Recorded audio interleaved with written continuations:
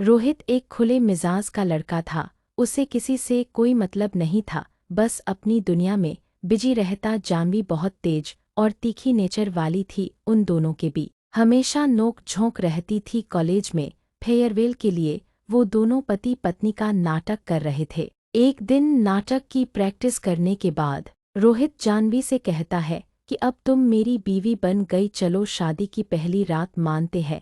मेरा मतलब है कि सुहाग रात मानते हैं। जानवी उसे गुस्से से देखती है। वो हमेशा उसे ऐसे ही मजे लेता रहता था, इसलिए उनकी नोक झोंक रहती थी। एक दिन प्रैक्टिस होने के बाद वो दोनों कैंपस में अकेले थे। जानवी ने नाटक के लिए साड़ी पहन रखी थी तो वो बाथरूम में चेंज करने चली गई, पर उसकी पिन अटक गई। वो बहुत देर तक कोशिश करती रही। रोहित जाने वाला था, पर फिर उसने सोचा इतनी रात को किसी लड़की को छोड़कर जाना ठीक नहीं। वो रुक गया। वो जानवी से कहता है, जल्दी करो नहीं तो मैं चला जाऊंगा। जानवी को भी अकेले में डर लग रहा था तो उसने कहा, मैं आ रही हूँ। ये सारी नहीं निकल रही, तुम अभी मत जाओ। रोहित उसका इंतजार करता है, पर वो फिर वॉशरूम के अंदर चला जाता है और कहता है, क्या मैं तुम्हारी हेल्प कर दूं?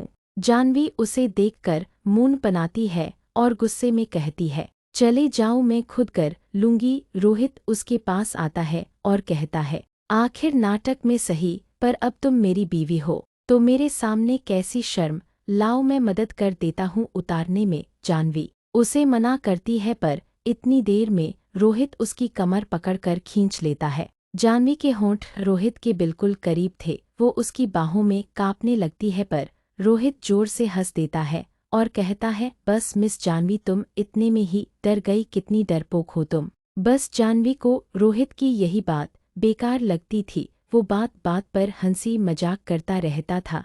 जानवी गुस्से में, कहाँ जाओ तुम यहाँ से, मैं खुद से कर लूंगी। पर इस बार रोहित सीधा उसकी साड़ी से पिन निकाल देता, जो जानवी नहीं निकाल पा रही थी। जानवी एकदम से चौंक जाती है। उसने अपना पल्लू पकड़ा नहीं होता है तो साड़ी नीचे सिरक जाती है। रोहित उसे देखने लगता है। उसकी नजरें बस उसके मोमोज पर अटक गई। इतनी देर में रोहित का दोस्त आवाज लगाता है, रोहित चल। वो उसका कार में इंतजार कर रहा था। रोहित बाहर आ जाता है। जानवी भी जल्दी से कपड़े बदल लेती है। एक दिन इसी तरह प्रैक्टिस के दौरान जानवी को पैर में मोच आ जाती है। वो दर्द में रोने लगती है। रोहित उसके पैर दवाई लगाता है जो वो अपने सर दर्द के लिए रखता था। जानवी रोहित को देखती है और सोचती है, ये हमेशा सबकी इतनी परवाह क्यों करता है। वो उसे उठाकर कॉलेज के मेडिकल रूम में ले जाता है। वहाँ मैडम उसके पर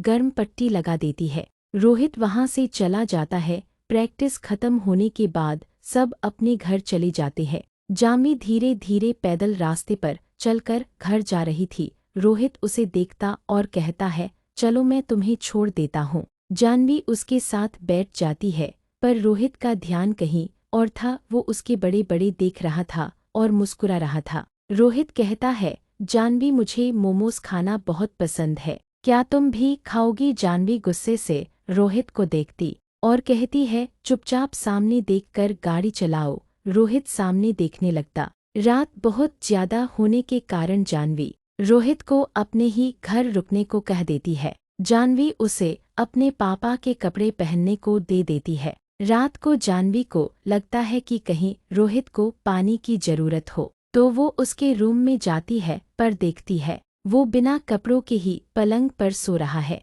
जानवी कुछ दंग रह जाती, पर वो रूम लॉक करके चली जाती है।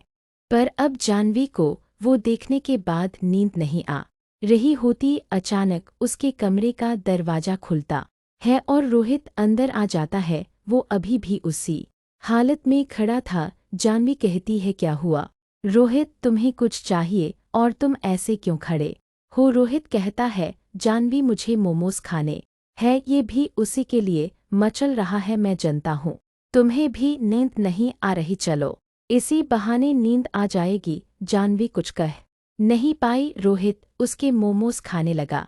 जानवी कहती है कि मोमोज के साथ दही और भी अच्छा लगेगा। उसके बाद वो बोलने वाली थी, पर रोहित उसे कुछ कहने नहीं देता। पूरे 3 घंटे बाद जानवी धीरे से रोहित से कहती है कि तुम हमेशा ऐसे क्यों रहते हो जैसे तुम्हारा कोई नहीं है, किसी आवारा इंसान की तरह सबकी फिक्र भी करते हो और जब देखा तब मुझे तंग करते रहते हो। रोहित कहता है, जानवी मैं अनाथ हूँ, तुम मुझसे क्या उम्मीद कर सकती हो, मेरा अपना कोई नहीं है, इसलिए मैं सबकी फिक्र करता हूँ ताकि जब मैं अकेला रहूं तो सब मेरे भी फिक्र करे। जानवी को समझ आ रहा था कि रोहित अपनी लाइफ में बहुत अकेला है। वो उससे कहती है, क्या तुम मुझे अपनी लाइफ में रखना चाहोगे, अपनी बीवी बना के। दरअसल दोनों एक दूसरे को बहुत पसंद करते थे पर कहते नहीं थे। आखिर आज वो पल आ ही गया।